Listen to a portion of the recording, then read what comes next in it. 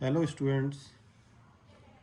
आज हम बात करने वाले हैं एक और नई रीअरेंजमेंट रिएक्शन के बारे में जिसका नाम है डैमजानोव रीअरेंजमेंट रिएक्शन। तो चलिए शुरू करते हैं। First of all definition check करते हैं क्या होती है डेफिनेशन इसकी। The Demjanov reaction is a ring expansion और rearrangement reaction that involve the decomposition of primary amine via diazotization leading to formation of carbocation rearrangement for alcohol। मतलब इसके अंदर क्या होने वाला है एक्चुअल में, एक स्टेप में बात को करते हैं तो डैमजानोव रीअरेंजमेंट रिएक्शन है क्या। तो it is the conversion of primary amine into alcohol.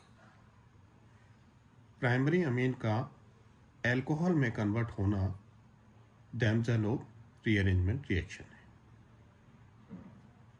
अब इसमें कैसे प्राइमरी अमीन से एल्कोहल फॉर्म होगा, इसमें उन स्टेप्सों के नेम इंक्लूड किए गए हैं, जैसे कि डाईएजोटाइजेशन, कार्बोकेटायन रीअरेंजमेंट या पहले रिंग एक्सपेंशन। तो ये सब कुछ कैसे कब यूज़ होंगे, ये सब मैकेनिज्म में यूज़ करेंगे, हम बताएंगे कहाँ कहाँ होगा। तो सबसे पहला सिंपल बात जो रही कि डैमजानोव रीअरेंजमेंट रिएक्शन है क्या, तो वो सिंपल है प्राइमरी अमीन का एल्कोहल में कन्वर्ट होना, जिसके लिए अब हम एक रिएक्शन लेते हैं और वहाँ से इसको चेक करेंगे। तो हमने एक कंपाउंड लिया जिसका नाम है साइक्लोब्यूटाइल मिथाइल अमीन, जो कि एक प्राइमरी अमीन है जिसमें एक साइक्लिक रिंग है 4 मेंबर और अमीन ग्रुप लगा हुआ है, जिसकी रिएक्शन आप nitrous acid HNO2 and water से कराएंगे तो यहाँ से ये साइक्लोपेंटेनॉल फॉर्म अप हो रहा है, यानी अमीन ग्रुप गायब होकर एल्कोहल ग्रुप में कन्वर्ट हो गया और ये रिएक्शन आपकी डैमजानोव रीअरेंजमेंट रिएक्शन कहलाएगी। साथ ही साथ इसके अंदर क्या हुआ, जैसे कि डेफिनेशन में बताया था पहला स्टेप में ही, रिंग एक्सपेंशन। तो यहाँ आप देख रहे हैं कि जब आपने रिएक्टेंट लिया तो 4 मेंबर्ड रिंग थी साइक्लिक, और जब प्रोडक्ट फॉर्म हुआ तो वो 5 मेंबर्ड रिंग बन गई। इसका मतलब रिंग का एक्सपेंशन हुआ। कैसे हुआ, कौन कौन से स्टेप्स यूज़ हुए, वैसे तो डेफिनेशन में पॉइंट्स को इंक्लूड किया गया है, लेकिन अब वाया मैकेनिज्म हम ये चेक करेंगे कि कैसे प्राइमरी अमीन साइक्लोपेंटेनॉल में कन्वर्ट हो गया। तो चलिए शुरुआत करते हैं मैकेनिज्म। यहाँ मैंने एक और रिएक्शन साथ साथ दे दी है, शॉर्ट में आपको दिख रही होगी। यहाँ RCH2NH2 CH2NH2 प्राइमरी अमीन यहाँ भी लिया है हमने, नाइट्रस एसिड और वाटर से रिएक्शन कराई है तो एल्कोहल फॉर्म हो रहा है।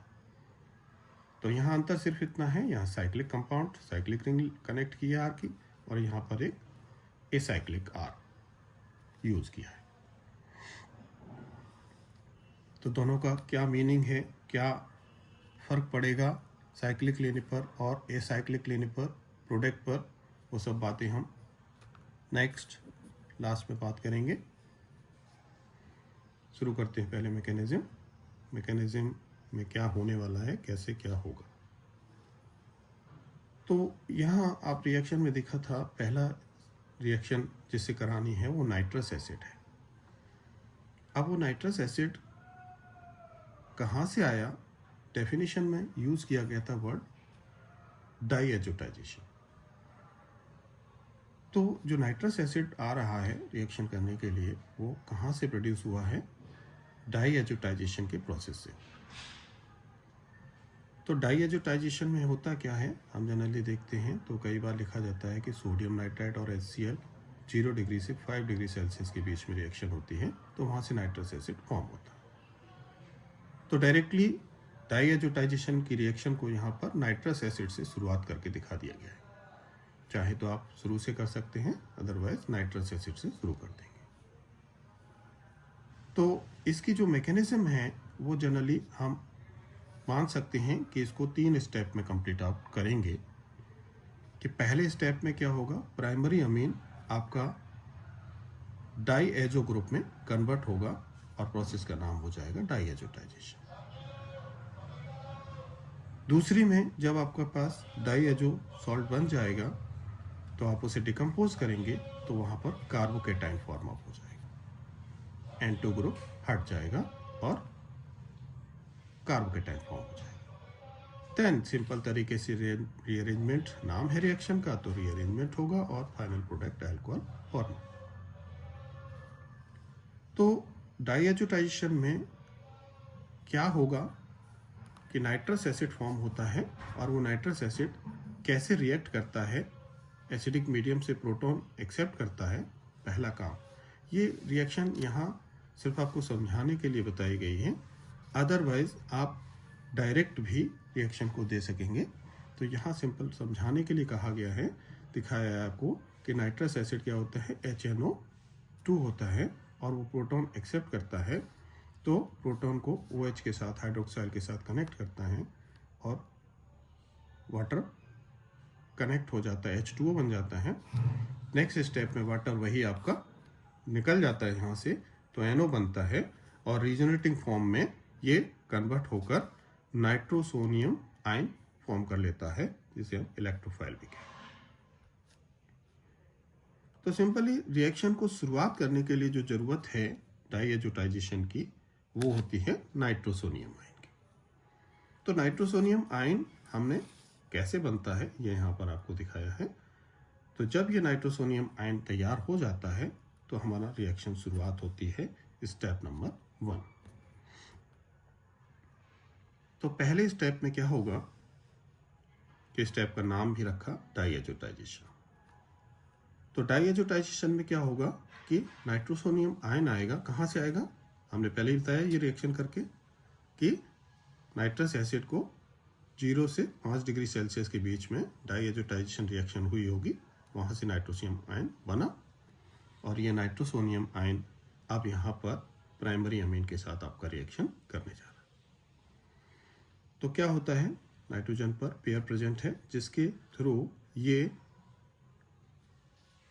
नाइट्रोसोनियम आयन NO आपका N के साथ यहाँ कनेक्ट हो जाता है, जुड़ जाता है और चार्ज को, ऑक्सीजन के चार्ज को ट्रांसफर कर देता है पॉजिटिव के को, वो नाइट्रोजन के पास पहुंच जाता है।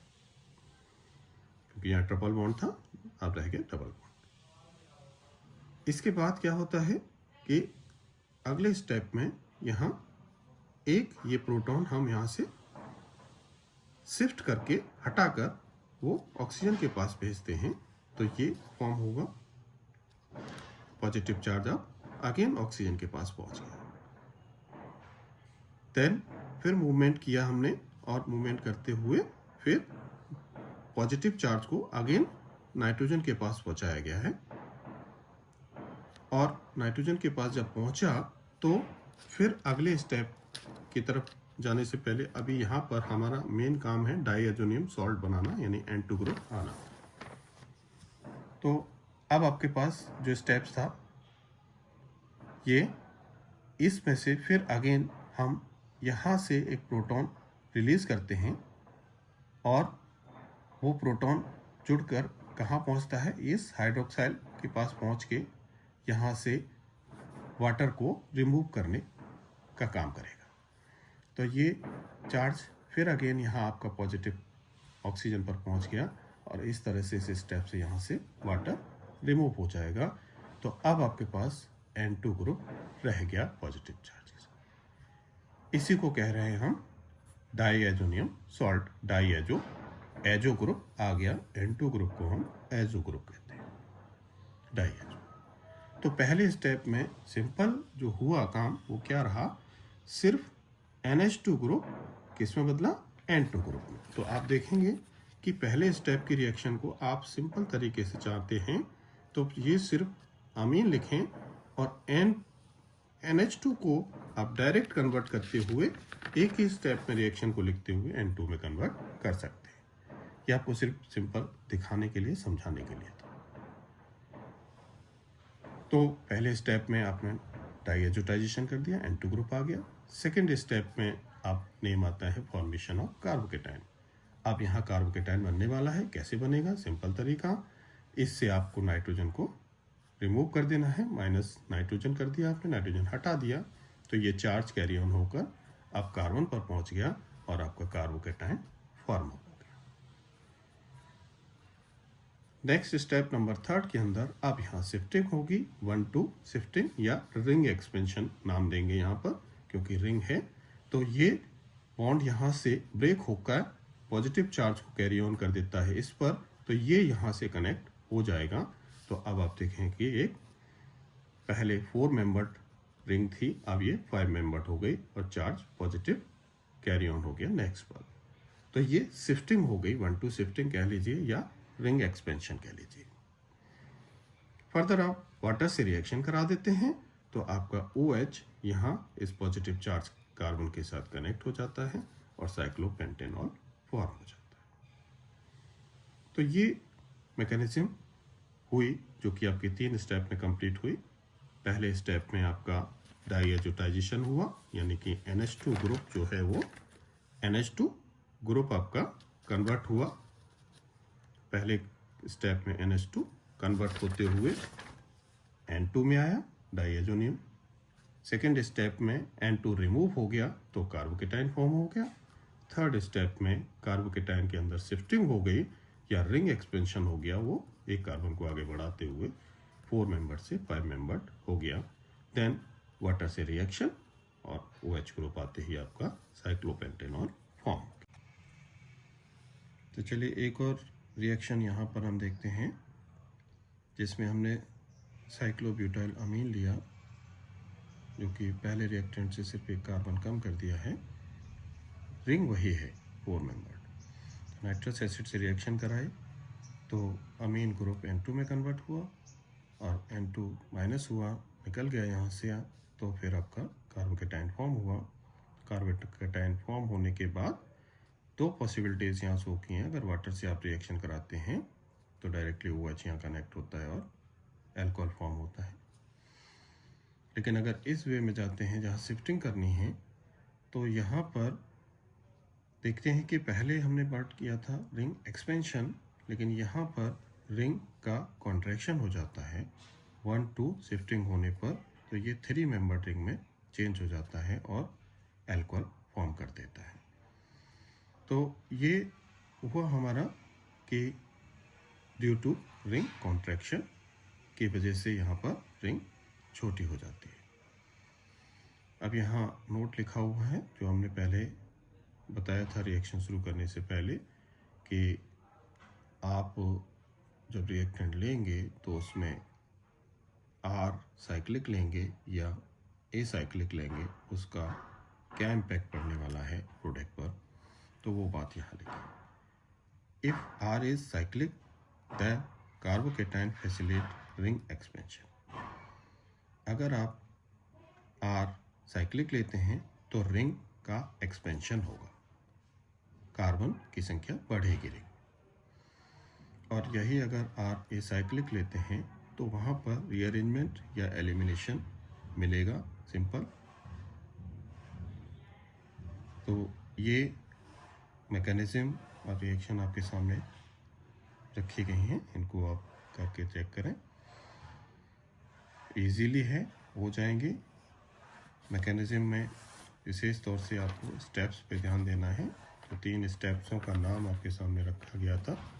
पहले स्टेप का नाम डाइएजोटाइजेशन, जिसमें डाइएजोटाइजेशन होगा, सिर्फ NH2 ग्रुप N2 ग्रुप में कन्वर्ट हो जाएगा, और दूसरे में N2 हटकर कार्बोकेटाइन फॉर्म हो जाएगा, और थर्ड में रिंग एक्सपेंशन होगा या शिफ्टिंग होगी तो एल्कोहल फॉर्म हो जाएगा। Thank you. जो लोग नए हैं चैनल पर, वो प्लीज़ चैनल को लाइक एंड सब्सक्राइब ज़रूर करें। Thank you.